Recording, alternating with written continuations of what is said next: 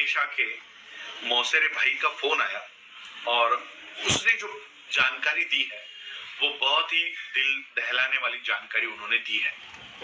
हाथरस मामले में अब ये कोशिश की जा रही है कि मनीषा का सामूहिक बलात्कार नहीं हुआ था और इसका चश्मदीद गवाह मैं हूं कि किस तरह से डीएम ये मुझे कन्विंस कर रहा था कि कुछ हुआ ही नहीं है और बलात्कार जैसी कोई घटना घटित ही नहीं हुई। इसका चश्मदीद गवाह मैं हूं कि किस तरह से डीएम मुझे ये सारी बातें समझाने की कोशिश कर रहा था। अब ये बातें मीडिया के माध्यम से 2 दिनों के बाद शुरू हो जाएगी कि कोई बलात्कार ही नहीं हुआ था, कोई बलात्कार ही नहीं हुआ था। तो ये सारी जानकारी मुझे जो इनके भाई ने दी है, मैं वो ऑडियो थोड़ी देर में आपके लिए चलाता हूं कि क्या बात हुई है। इन्होंने बताया है कि इतने दिनों से जो हम लोगों को मिलने नहीं दिया जा रहा था वाल्मीकि परिवार से, उस दरमियान सभी ठाकुरों ने मिलकर इस परिवार को धमकाया है, डराया है और ये उनसे कहलवाने के लिए उन पर जबरदस्ती की गई है कि मनीषा की हत्या उसके भाई ने की है। मनीषा का कोई बलात्कार नहीं हुआ और उन ठाकुरों ने यह हत्या करते हुए देखा है और इसलिए इन लोगों ने उन ठाकुरों के नाम लिए हैं। तो ये इस तरह का एक दबाव, इस तरह के बयान अब पुलिस के माध्यम से दिए जा रहे हैं और इस परिवार की नार्को टेस्ट कराने की मांग ये डीएम और सभी लोग वहां पर कर रहे हैं। नार्को टेस्ट किसकी होती है?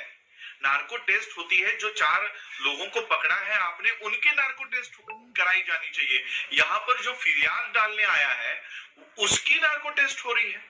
और मैं एक बात आप लोगों को क्लियर बता देना चाहता हूं कि अब अगर सत्येंद्र जो मनीषा का भाई है, ये भी अगर ये कहता है कि खून या हत्या, मनीषा की हत्या उसने की है, या परिवार भी अगर कहता है कि वो लोग इन्वॉल्व थे, कोई भी अगर कहता है, तब भी मैं आप लोगों को ये बताना चाहता हूं कि मनीषा ने मरते समय कहा था कि उसका सामूहिक बलात्कार हुआ है।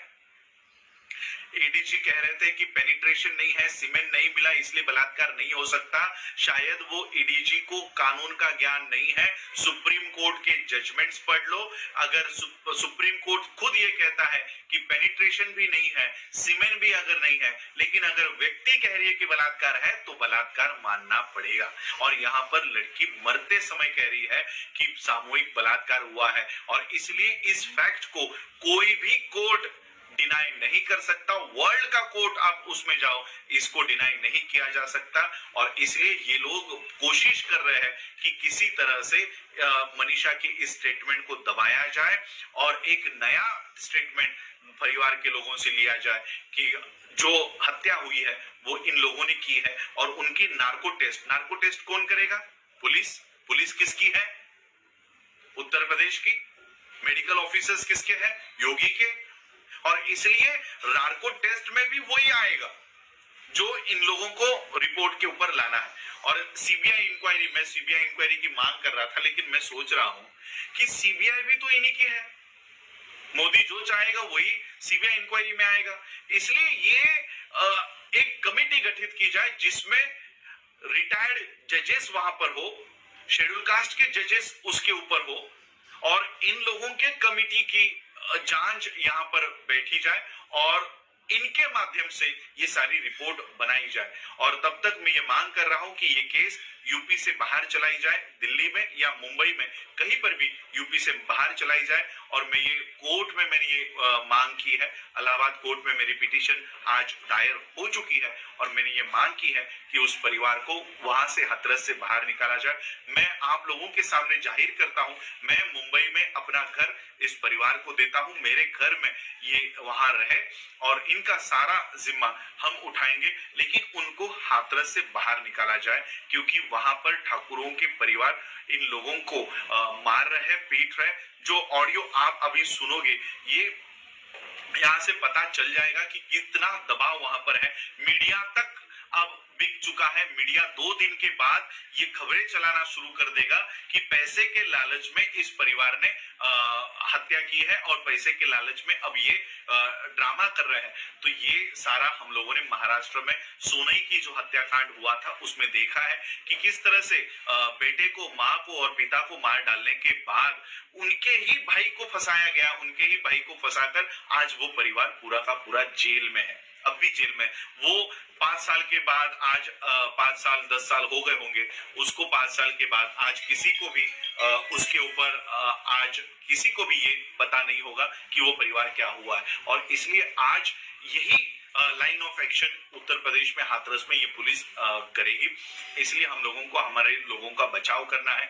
ये सिर्फ मनीषा को न्याय देने का संबंध और मामला नहीं है, ये हम सभी हमारे बच्चों को न्याय देने का, हमारे बहनों को न्याय देने का ये मामला है। और अगर हम इसमें चूक गए तो हम कभी भी अपने लोगों को, अपने समाज को, अनुसूचित जाति के लोगों को, एसटी को, आज ये हमारे साथ हो रहा है, कल मुसलमानों के साथ होगा, परसों सिखों के साथ होगा, रविदासियों के साथ होगा, वाल्मीकियों के साथ होगा, तब आप कहाँ जाओगे। और इसलिए मैं आप लोगों से ये विनती करना चाहता हूं कि ये सारा मामला हम लोगों को उत्तर प्रदेश के बाहर लेकर जाना है और वहां पर हमारे परिवार को न्याय देना है। आप जो ऑडियो में मेरा जो संभाषण हुआ ये आप सुनिए कि कितनी बड़ी कॉन्स्पिरेसी यहाँ पर हुई है। मेरी बेटी है। हेलो। और हेलो। जी सर। हाँ, आप हाथरस में हैं अभी? मैं अभी अपने गांव में हूँ, मेरे मूल गांव में। अच्छा, ओके। इजलास के पास में है, खिसौली में। हाँ। तो सर वो मेरे मामा जी की बेटी है जिसके साथ में ये जो घटना हुई है। हाँ। तो अभी सर इसमें क्या चल रहा है कि वहाँ पे बहुत सारे ठाकुर लोगों ने जो है मीटिंग की है कल या परसों में। हाँ। तो वो लोग इस केस को एक नया ही मोड़ दे रहे हैं कि भाई ये जो लड़की है, लड़की के भाई ने इसको मारा है और ये जो है खेत पर काम करने के लिए गई थी। तो ये लड़का जो है इससे मिलने गया और उसने देख लिया साथ में, तो लड़के ने इसके सिर्फ मतलब इसके भाई ने मार के इसको ये किया है घायल। जी, मुझे पता था। मुझे देखिए, ये सेम घटना सोनई में हमारे महाराष्ट्र में हुई थी। ऐसे लड़के को मार डाला और फिर माँ बाप को, पूरे फैमिली को उसने फंसाया। तो मुझे ये पता था कि इनका लाइन ऑफ एक्शन यही होगा, इसलिए गांव को सील करके रखा हुआ है। जी सर। तो ये मुझे पता था ये इसी तरह से करके फैमिली को फंसाएंगे, इसलिए हम किसी भी तरह से फैमिली को मिलना चाहते थे। मैं हाथरस के उनके गांव के 2 किलोमीटर के अंदर वहां तक मुझे वहां पर उन्होंने रोक लिया। तो मुझे अंदर जाने देखा सर हमने, मुझे वहां जाने नहीं दिया।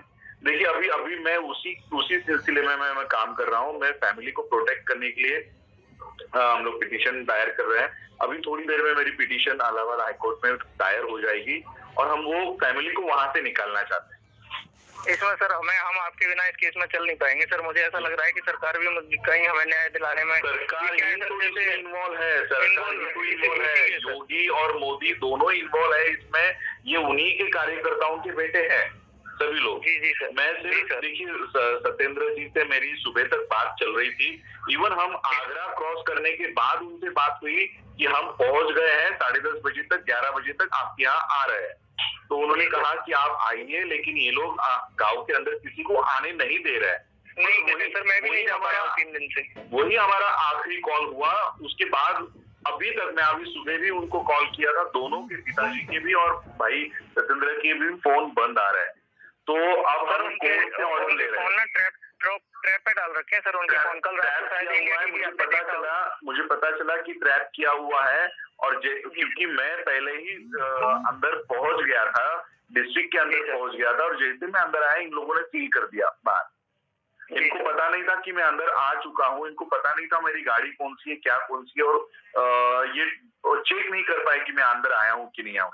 मैंने गांव के वहां से, चंदपा के यहाँ से उनको फोन किया था और तब उन्होंने सारा मुझे अंदर जाने से फिर रोक दिया। तो हमने पूरा लाइव देखा था ये। जी सर, कुछ ना कुछ तो इसमें चल रहा है। आप बिल्कुल वहाँ से ही आए हो बॉर्डर से, जहाँ से गांव के लिए रास्ता है, वो तो हमने सब लाइव देखा सर। हाँ। और आपका वो वीडियो जिसमें आपने बोला है कि मैं केस को मुंबई लेके आऊँ, मैं अभी एक्चुअली लैपटॉप के ऊपर मैं रीट पिटीशन ही पढ़ रहा हूँ। वो ये फाइनल करके मुझे 11 बजे तक आज डालनी चाहिए थी। मैं अभी यही फाइनल करके वहां पर इलाहाबाद में सारे हमें वकील खड़े हैं और हम लोग उनसे ये ले रहे हैं, कोर्ट से ऑर्डर ले रहे हैं कि वो फैमिली को वहां से बाहर निकाला जाए। अभी उनकी नार्को टेस्ट करवाने का कोशिश कर रहे हैं गवर्नमेंट, पुलिस। जी सर, हाँ। जब कल से उन्होंने डीएम योगी जी ने उनमें लिख के भेजा है कि नार्को टेस्ट हत्यारों की होती है, यहाँ पर पीड़ितों के परिवार की कराई जा रही है। जी सर, क्योंकि सर वो लोग ये प्लानिंग उन्होंने ये रच दिया ना कि ये पीड़ित परिवार ने खुद मारा है पैसे के लिए और खुद ही ये सब ऐसा करवा रहे हैं। पुलिस भी वही है, डॉक्टर्स भी वही है, नार्को टेस्ट करवाने वाले भी वही है। तो नार्को टेस्ट करवाने वाले डॉक्टर्स क्या कहेंगे कि इन्होंने कबूल किया है कि मनीषा की हत्या इन्होंने की है, भाई ने की है, ये नार्को टेस्ट में सिद्ध हो जाएगा। एक तरफ तुमने मनीषा की बॉडी को जला दिया, यानी वहां से हम लोग अपने बेगुनाही की सबूत नहीं ले सकते, और दूसरी तरफ तुम लोग नार्को टेस्ट करके फैमिली को अटकाने की कोशिश कर रहे हो। तो ये बहुत बड़ी कॉन्स्पिरेसी, मुझे पता है कि इसी लाइन ऑफ एक्शन पे ये काम होने वाला है। ये ऑलरेडी महाराष्ट्र में हो चुका है। आज ही वो फैमिली जेल में है जिनके बेटे को मारा गया था। वो सोनाई हत्याकांड ऐसा था कि जो बोरवेल के लिए खड्डा ये करते हैं, उसमें लड़के के पैर काट के, एक्सो ब्लेड जो होता है ना, कटर बड़ा वाला पैर काटने वाला, उससे उसके पैर काटा गया, हाथ काटा गया, सर काटा गया, और वो बोरवेल में छुपाने की कोशिश की गई। जी सर। और इसी मैटर में माँ बाप को अंदर डाल दिया। वो माँ बाप चिल्ला चिल्ला कर कह रहे थे हमको बचाओ, ये महाराष्ट्र में पुलिस किस तरह से काम कर रही है। तो महाराष्ट्र की पुलिस हो, यूपी की पुलिस हो, ये इसी तरह से काम करते हैं कि महाराष्ट्र जो आपके यहाँ ठाकुर है वो हमारे यहाँ पर मराठा वही काम करते हैं गाँव में। तो एक ही लाइन ऑफ एक्शन इनकी है, और इसलिए हमको उस फैमिली को उस गाँव से बाहर निकालना है। मैं 2 दिन में वापस हाथरस में आ रहा हूँ, वहां पर वापस अभी आज शाम को या कल सुबह मैं हाथरस के लिए निकलूंगा, दिल्ली के लिए निकलूंगा, और फिर वहां पर आ रहा हूँ, और उस फैमिली को मैं वहां से निकालना चाहता हूँ। मेरे को सत्येंद्र जी से मेरी बात हो रही थी, मुझे पता नहीं वो कितना कोऑपरेट करेंगे। मैं उन्हें मुंबई में अपने घर पर रखूंगा, यहाँ पर मेरे यहाँ पर रहो। 100% कोऑपरेट करेंगे सर हम आप लोगों को, क्योंकि आपसे बड़ा हमारा कोई हितैषी नहीं हो सकता सर, इस बात का तो पूरा समाज जानता है। नहीं देखो, क्योंकि क्या है, ये मामला सिर्फ अभी मनीषा तक सीमित नहीं है। ये उदाहरण देना चाहते हैं कि हम मनीषा के साथ ऐसा कर सकते हैं, हमारा एक बच्चे का बाल भी बांका नहीं हो सकता। अगर ये ट्रेंड फिट हो गया ना देश में, सभी स्टेट में ये होगा, सभी डिस्ट्रिक्ट में होगा, पूरे भारत में ये होगा, और वो कहीं पर भी आप आवाज नहीं उठा पाओगे, क्योंकि प्रोफेशनल इनके हाथों में है। मेडिकल प्रोफेशनल डॉक्टर चाहे वो रिपोर्ट बना के दे देगा। ये वही हुआ है सर। आप बताइए, आप तो सब जानते ही हैं, क्या बताने की जरूरत है। 14 दिन बाद लड़की का 10 दिन बाद में सैंपल लिया गया है। जी। वो रिपोर्ट कैसे पॉजिटिव आ सकती थी? जी। तो ये सब कुछ सर हो रहा है, उसी हिसाब से हो रहा है जिस तरीके से वो इसे लीड करना चाह रहे हैं। मैं कोर्ट ऑर्डर लाकर मैं वहां पर गाँव में पहुंच रहा हूँ, और फिर फैमिली को कोर्ट से फिर मैं उनकी, अगर वो मुझे सहमति दे दे हाँ कि हम आपके साथ आने के लिए तैयार है, तो मैं उन सबको मुंबई लेके आऊंगा। बिल्कुल रेडी है सर वो, और मुझ में कोई खास फर्क नहीं है। ओके। क्योंकि वो हमारा सगाई परिवार है। ओके। आपकी बात हो रही है उनसे किसी माध्यम से? बिल्कुल हो रही है सर, फोन वगैरह, क्योंकि वो दोनों के फोन नंबर तो बंद आ रहे हैं। हाँ उनके बंद आ रहे हैं, लेकिन कुछ रिलेटिव्स हैं, मेरी सिस्टर है वहाँ पे। ओके। पापा जी मम्मी जी मेरे वहीं पे हैं घर पे। उन्हें कहो वो लोग अकेले नहीं है, हम सभी लोग, देश में सभी लोग उनके साथ है। क्योंकि मनीषा का परिवार नहीं है, वो पूरे शेड्यूल कास्ट का परिवार है। अगर हम उनको बचा नहीं पाए तो कल हम अपने घर को भी नहीं बचा पाएंगे। मैं मेरी बेटी को नहीं बचा पाऊंगा। मेरे बेटी के घर में घुसकर अगर बलात्कार कर दिया, पुलिस बोलेगी बलात्कार हुआ ही नहीं, डॉक्टर बोलेंगे रिपोर्ट में तो कुछ है ही नहीं, आपने आपके बेटी को मार डाला। ये सभी शेड्यूल कास्ट के लोगों के ऊपर ये प्रसंग आने वाला है, इसलिए हमको ये करो या मरो की लड़ाई है, ये मेरे घर का मामला है। जी सर। जी। तो आप साथ में आए हैं तो सर बहुत हिम्मत आई है, नहीं तो ऐसा लग रहा था कि पता नहीं क्या होने वाला है, कहीं हमारी जेल नहीं घर वालों की जेल ना करवा देंगे, जिस तरीके का माहौल तैयार होगा। जी। और इवन मेरी बात भारत से बाहर भी चल रही है। अभी मैंने ये सारे पेपर्स भेजे हैं, ऑस्ट्रेलिया के लोग वहां कर प्राइम मिनिस्टर को, प्रेसिडेंट को ये सारा निवेदन दे रहे हैं, यूएस के लोग दे रहे हैं, यूके के लोग दे रहे हैं। अगर भारत से हमारी आवाज नहीं उठ रही तो इंटरनेशनल ह्यूमन राइट्स कमीशन तक मैंने ये पेपर्स भेज दिए, जो भी मैंने एफआईआर की कॉपी लाई है, मेडिकल रिपोर्ट लाया है, कि एक बच्ची रीढ़ की हड्डी टूटने से और सांस न लेने की वजह से मर जाती है, उसको डॉक्टर और ये लोग कह रहे हैं कि कोई खरोच ही नहीं है। अब वो डॉक्टर क्या कह रहा था कि मैंने एक रिपोर्ट ऑडियो सुना है कि कोरोना, अगर समझो कोरोना हो जाता तो आपके बेटी की बॉडी तो मिलती ही नहीं, तो ऐसा समझो कि बॉडी मिली ही नहीं, ऐसा बोल रहा है वो डीएम। ऐसे बोल रहा था सर। तो ये बहुत ही कॉन्स्पिरेसी चल रही है। मैंने आपका नंबर सेव किया हुआ है, मुझे आप बताइए, मैं 2 दिन में वहां पर वापस जा रहा हूँ।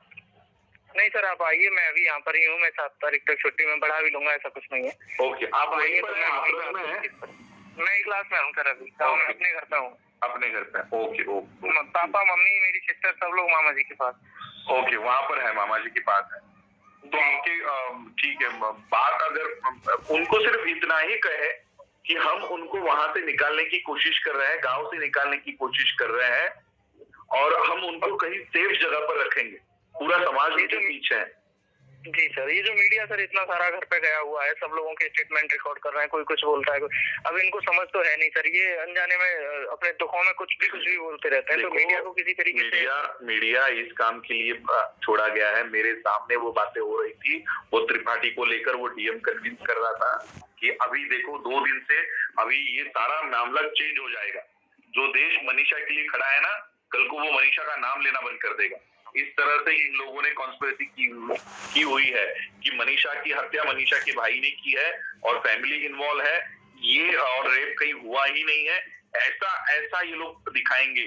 ये मीडिया को धीरे धीरे मीडिया अपना बोलना चेंज करेगा। जो मीडिया को छोड़ा नहीं जा रहा था, आज अचानक क्यों छोड़ा जा रहा है मीडिया को, वो अब पूरे एंगल को डाइवर्ट कर देगा। ये इस तरह से काम वहां पर हो रहा है जी। तो हम लोग इसको देख चुके हैं महाराष्ट्र में, हम लोग इस सोनाई हत्याकांड से हम लोगों ने सबक ले लिया है जी सर। तो इसलिए हमको पता है ये क्या आज सोनाई हत्याकांड के लिए कोई रास्तों के ऊपर नहीं आता। क्योंकि मीडिया ने बता दिया कि माँ बाप ने हत्या की। बताइए। तो यही मामला हाथरस में होगा। कल मीडिया आपके साथ आज जो जंतर मंतर पे दिल्ली में और सर्विस स्टेट्स में हो रहा है ना, सब लोग छोड़ देंगे, छोड़ो ये अंदर इनका आपस का मामला था। अरे लड़की का डेथ सेंटेंस है, डेथ स्टेटमेंट है कि उसके साथ सामूहिक बलात्कार हुआ है। अब कितना भी आप कुछ भी नार्को टेस्ट करवा लो, नार्को टेस्ट में भी अगर माँ बाप ने कुछ इन्होंने बताया ना कि माँ बाप ने नार्को टेस्ट में ऐसा बताया, तो भी वो माना नहीं जाएगा, क्योंकि पूरे वर्ल्ड में कोई भी मरते समय झूठ नहीं बोलता, ऐसे जजमेंट्स है और उसी को फाइनल माना जाता है। जी सर जी। तो मैं अभी वही पिटीशन फाइनल कर रहा हूँ, मुझे वो ड्राफ्ट फाइल करनी है। मैं आपसे शाम को या आप जब फ्री हो शाम को तो मुझे कॉल कीजिए। हम लोग पूरे टीम आपके साथ है, वहां पर है, और मैं वहां पर अभी जब तक कोर्ट ऑर्डर मेरे हाथ में नहीं आती तब तक हम वहां पर गांव के अंदर हम लोग जाएंगे, उनके घर तक जाएंगे। जी सर। आप आइए सर, मैं यहीं पे रहूंगा, आप आइए, बिल्कुल टच में रहेंगे, मैं सतेंद्र के साथ ही रहूंगा, आपको कोई भी रुकावट नहीं आएगी। Okay okay okay. जी सर, ओके सर। ये सारा सुनने के बाद आप लोगों को पता चल चुका होगा कि हम लोग कितने अनसेफ है। ये केवल मनीषा का मामला नहीं है। आज अगर ये लोग सफल हो गए इनके कॉन्स्पिरेसी में, तो कल यही सभी स्टेट में दोहराया जाएगा। पुलिस इन्हीं के एफआईआर यही बनाएंगे, मेडिकल रिपोर्ट यही देंगे, नार्को टेस्ट हमारा ही कराया जाएगा, और नार्को टेस्ट में क्या रिपोर्ट देंगे तो वो भी इन्हीं के हाथों में होंगे। यानी हमारे ही बच्चों को मारा जाएगा और हमारे ही लोगों को जेलों में डाला जाएगा। आज शेड्यूल कास्ट के लोगों के साथ हो रहा है, कल आदिवासियों के साथ होगा, रविदासियों के साथ होगा, वाल्मीकियों के साथ तो हो ही रहा है, मुसलमानों के साथ होगा, क्रिश्चियनों के साथ होगा। आज देश के अहम नागरिक के तौर पर अगर खड़े नहीं हुए एक दूसरे के साथ, तो ये आपके घरों में भी दोहराया जाएगा, सबके घरों में ये दोहराया जाएगा। इसलिए समय चलते ही हम लोगों को एक होकर ये लड़ाई लड़नी होगी। जो लोग अन्याय करते हैं वो सामने नहीं आएंगे। रिपब्लिक चैनल के ऊपर मैं अभी थोड़ी देर में एफआईआर लेकर जा रहा हूँ, पुलिस स्टेशन में कंप्लेंट करने जा रहा हूँ कि ये रिपब्लिकन चैनल अर्नब गोस्वामी ये बता रहा है कि परिवार ने 50 लाख के लालच में ये सारा ड्रामा खड़ा किया हुआ है। तब अब इसको भी हम लोग एफआईआर कर रहे हैं कि इस तरह की न्यूज ये लोग चला रहे हैं और शेड्यूल कास्ट की कम्युनिटी को बदनाम कर रहे हैं। सिर्फ मनीषा के कम्युनिटी को नहीं, कि शेड्यूल कास्ट के लोग पैसे लेकर इस तरह से 50 लाख लेकर 25 लाख लेकर ड्रामा करते हैं और बलात्कार होने का दावा करते हैं। ऐसे एक पूरे कम्युनिटी के ऊपर इसने सवाल खड़ा किया है और इसलिए इसको भी मैं कोर्ट में खींच रहा हूं कि बताओ कि किस तरह से हमने पैसे लेकर ये सारा ड्रामा खड़ा किया है। तो ये सारा आप लोग, मैं चाहता हूं कि ये आंदोलन अब न्यायालय में तो हम लड़ेंगे, रास्तों के ऊपर भी लड़ेंगे। जब तक इसकी चार्जशीट नहीं बनाई जाती, सप्लीमेंट्री एफआईआर नहीं लिखा जाता, तब तक हम लोगों को ये आंदोलन रास्तों के ऊपर भी और न्यायालय में भी, दोनों में लड़ना है। यही कहने के लिए मैं आज आपके समक्ष आया हूं। आप लोगों ने मुझे सुना, उसके लिए आभार, धन्यवाद।